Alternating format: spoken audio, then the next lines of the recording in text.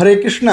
यदि आप भगवती के मंत्रों का जप करें तो आपके जीवन में धन धान्य और ऐश्वर्य की वृद्धि हो जाएगी। यदि आपकी कुंडली में कोई ग्रह नीच का है, कोई ग्रह पाप ग्रह से दूषित हो गया है और उसके कारण आपके जीवन में भाग्य प्रभावित हो रहा है, कर्म प्रभावित हो रहा है, तो आप उस ग्रह के मंत्र का जप कर लीजिए, आपके जीवन में आनंद आ जाएगा। यदि आप तंत्र की कोई साधना करना चाहते हैं तो तंत्र में दीक्षित उस मंत्र का जप कर लीजिए, आपको सिद्धि मिल जाएगी। पूज्यपाद स्वामी प्रेमानंद जी महाराज कहते हैं कि नाम जप तो हमेशा करते रहना चाहिए और नाम जप करने से आपके जीवन में वह सब कुछ प्राप्त हो जाता है जो आप पाना चाहते हैं। नमस्कार, मैं हूं आचार्य शंकर। आज मैं आपको बता रहा हूं कि इतनी सारी बातों का मूल मंत्र यह है कि जप करें कैसे, सही माला कौन सी होनी चाहिए, सही मंत्र कौन सा होना चाहिए, झोली कैसी रहेगी जिसमें माला रख करके हम जप करें, और माला किस भगवान के लिए कौन सा प्रयोग में लाना चाहिए, जप करने की सही विधि क्या है, मुंह से बोल करके जप करें, चुप रह करके जप करें या फिर उंगलियों पर गिन करके ही जप कर लें। इन सारे विषयों पर आज मैं प्रकाश डालूंगा। कार्यक्रम के अंत में मैं आपको यह भी बताऊंगा कि एक माला ऐसी भी होती है कि उस माला पर जितने भी जप किए गए हों, उन सारे जप का फल आपको केवल उस माला के स्पर्श मात्र से मिल जाता है। आप बने रहिए हमारे साथ इस कार्यक्रम के आखिर तक। बारी बारी से इन सारे विषयों पर हम प्रकाश डालने वाले हैं। दर्शकों, सबसे पहले हम यह जान लेते हैं कि जप है क्या। जप है हमारे द्वारा मंत्रों के उच्चारण की निरंतरता, जो कंटिन्यूटी हमारी बनी रहती है। बार बार जब हम एक ही मंत्र को बार बार बोलते हैं और उसके काउंटिंग का हम ध्यान रखते हैं, उसे हम जप कहते हैं। कहा गया कि जपतो नास्ति पातकम, जप करने से पाप नहीं लगता है, पुण्य का क्षय नहीं होता और पाप की वृद्धि नहीं होती। प्रतिदिन संध्या काल में गायत्री मंत्र का जप करने वाला व्यक्ति कभी उदासीन नहीं होता, सर्वत्र उसके यश की चर्चा होती है और वह श्री युक्त होता है, ऐश्वर्य युक्त होता है। तो जप करें कैसे, आज मैं आपको बता रहा हूं। जप करने की सही विधि क्या है। हमारे यहाँ कई प्रकार की विधि कही गई है। कहा उपांशु जप, यानी कि बुदबुदा करके बोलेंगे नहीं, आवाज नहीं निकलेगी, लेकिन होंठ हिलेंगे, यह है उपांशु जप। उपांशु जप को हमारे यहाँ मध्यम श्रेणी का जप कहा गया है। एक दूसरी बात हमारे यहाँ कहा मौन जप। मौन जप रह करके जो जप किया जाए, यानी कि सांसों की माला पे सिमरू में पी का नाम, आपने वो गीत सुना होगा ना, वो भजन। तो सांसों की माला पर आपको जप करना है। इनहेल किया, एक बार मंत्र बोला, एक्सहेल किया, एक बार पुनः मंत्र किया। सबसे श्रेष्ठ मंत्र जप इसी को कहा गया है। तीसरी एक जप की विधि है, उसे कहते हैं करमाला का जप। करमाला पर जप कैसे करते हैं। करमाला का उदाहरण देखिए। एक नंबर की शुरुआत यहां से होती है। अनामिका का जो मध्य भाग होता है वह होता है 1, निचला भाग अनामिका उंगली का 2, कनिष्ठिका का निचला भाग 3, कनिष्ठिका का मध्यम भाग 4 और कनिष्ठिका का अग्रभाग 5। अब यहाँ पर अनामिका का जो शीर्ष है वह हुआ 6, मध्यमा 7, 8, 9 और तर्जनी का जो अंतिम भाग है वह हो गया 10। इस प्रकार से 1, 2, 3, 4, 5, 6, 7, 8, 9, 10, ये 10 की संख्या पूरी होती है। और बाएं हाथ में हम इसी प्रकार से गिन करके उसको 10 में सेट कर लेते हैं। 10 आवृत्ति जब यहाँ पर पूरी हो जाती है तो एक माला तय होता है। माला आपकी होती है 108 मनके की और यहाँ पर हम जपते हैं केवल 100। कर माला यदि आपने केवल 10 आवृत्ति कर लिया तो एक माला मान लिया जाता है, यानी 100 में ही एक माला पूरी हो जाती है।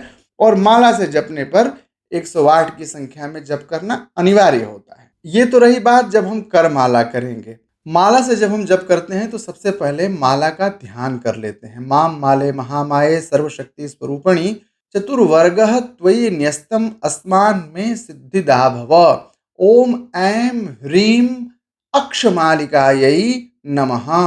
जब ह्रीम अक्षमालिकायै नमः बोलते हैं तो ये देखिए, माले का यह जो भाग है जिसमें माले के ऊपर में ये जो गूंथा हुआ रहता है, यह टॉप है, इसे हमारे यहाँ मेरू कहते हैं। तो इस मेरू पर थोड़ा सा जल गिरा करके पवित्र कर लेते हैं और अब उसके बाद माला को हम अपने दाहिने हाथ में ले लेते हैं। दाहिने हाथ में लेकर के अभिघ्नम कुरु माले त्वं गृह्णामि दक्षिणे करे जप काले च सिद्धत्वं प्रसीद मम सर्वदा, ऐसा बोलते हैं। और उसके बाद हम अपने इष्ट का ध्यान करते हैं। अब ये जो दाहिने हाथ में माला है, इसे हम झोली में डालेंगे। अब बात आती है कि झोली कैसी होनी चाहिए। झोली दो प्रकार की उपलब्ध होती है। एक झोली है जो कि श्रील प्रभुपाद स्वामी प्रभुपाद ने बनाई है। वो ये झोली है जो कि इस्कॉन के लोग ज़्यादातर प्रयोग में लाते हैं। शास्त्रीय पद्धति में बहुत सारे संतों ने इस प्रकार की झोली का निषेध किया है, लेकिन मेरा ये मानना है कि स्वामी प्रभुपाद जी ने इस झोली को इसलिए बनाया होगा कि यात्रा में चलने में, गले में लटका लेने में, इस प्रकार से इसको रख लेने में सुविधा होती है। और इसमें अन्य प्रकार की भी सुविधाएं हैं, जैसे एक चेन दे दिया, इसमें कुछ आवश्यक चीज़ों को भी रख लिया। इस प्रकार से यह आपकी यात्रा के लिए उपयुक्त है। तो यदि चलते फिरते यदि आपको जप करना है, नाम जप करना है, तो उसके लिए तो ये झोली उपयुक्त है। इस झोली में आप माला को डाल दीजिए और माला को डाल करके इसमें इस प्रकार से माला को रखिए। माला को पकड़ने की विधि भी समझ लीजिए। माला को झोली में डाल दिया, पकड़ें कैसे? अंगूठे और रिंग फिंगर पर माला को लटका लीजिए और काउंटिंग ऐसे शुरू होगी, 1 2 3 4। मान लीजिए कि हम ओम नमः शिवाय मंत्र का जप कर रहे हैं, तो ओम नमः शिवाय, ओम नमः शिवाय, ओम नमः शिवाय। माला झोली में रहनी चाहिए, माला दिखनी नहीं चाहिए जब करते समय। ओम नमः शिवाय, ओम नमः शिवाय, ऐसा करते करते हम माला के पूर्णता की ओर बढ़ेंगे। और जब जब करते हुए हम जब आएंगे यहाँ पर सुमेरु के पास में, तो इसे लांघना नहीं होता है। सुमेरु को लांघना नहीं है, इसे फिर घुमा लेंगे, घुमा करके फिर से हम वहीं पर आ गए। ओम नमः शिवाय, ओम नमः शिवाय। यह सब कुछ चलता रहेगा झोली के अंदर। झोली में मैंने माला डाल लिया। अब ये देखिए तर्जनी बाहर निकल गई है, यहाँ पर जगह बना हुआ रहेगा। दूसरे प्रकार की जो झोली होती है जो शास्त्रीय पद्धति में प्राप्त है, उसको भी मैं दिखाऊंगा। उसमें भी यह स्थान बना हुआ रहता है। तो ये उंगली निकल गई और अब माला अंदर ही अंदर चल रहा है। कनिष्ठिका है यहाँ पर, तर्जनी है यहाँ पर। कनिष्ठिका और तर्जनी का प्रवेश और स्पर्श वर्जित है। अब आइए देख लेते हैं दूसरे प्रकार की झोली का क्या हाल है। ये झोली है शास्त्रीय झोली। शास्त्रीय परंपरा में इस झोली का बड़ा ही अनुमोदन है और कहा गया है इसको गोमुखी। तो गोमुखी में रखे हुए माला से जप करने से सिद्धि की प्राप्ति हो जाती है। ये पीले रंग की झोली है और ये हल्दी की माला है। हल्दी की माला से देवी बगलामुखी की आराधना और जप में प्रयोग में लाया जाता है। हल्दी की माला को देवी बगलामुखी की आराधना और जप में प्रयुक्त किया जाता है। ये देखिए मैंने बताया था, यहाँ पर भी ये इंडेक्स फिंगर बाहर निकल गया और ये झोली इस प्रकार से हो गई। अब ये अंदर ही अंदर जब चल रहा है, कनिष्ठिका इसमें भी दूर है। तो इस प्रकार से ये दो प्रकार की झोलियाँ मिलती हैं। इन दोनों में से जो झोली आपको उपयुक्त समझ में आए वह ले लीजिए। लेकिन व्यावहारिक जब करना है तो आप ये जो सफ़ेद वाली झोली जो मैंने पहले दिखाया इसका प्रयोग करिएगा। लेकिन यदि कोई सांकल्पिक अनुष्ठान है तो शास्त्रीय झोली का ही इस्तेमाल आप करिएगा। तो अब झोली की बात हो गई, माला कौन सा प्रयोग करें? माला का प्रयोग करना है, यदि शिव के मंत्र का जप करना है तो रुद्राक्ष की माला का प्रयोग करिए।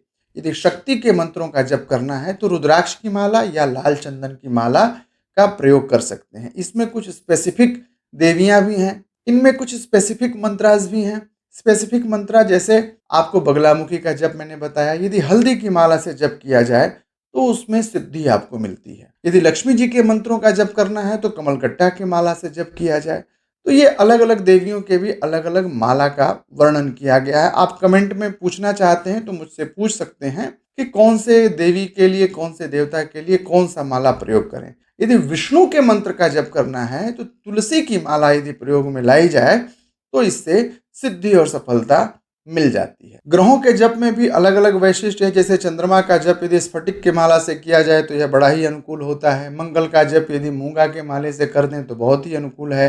हल्दी की माला से बृहस्पति का भी जप किया जा सकता है। इस प्रकार से कई सामग्रियों की कई मालाएं हैं जिससे कि ग्रहों का भी जप किया जाता है। अन्यथा रुद्राक्ष की माला सर्वोपयुक्त है।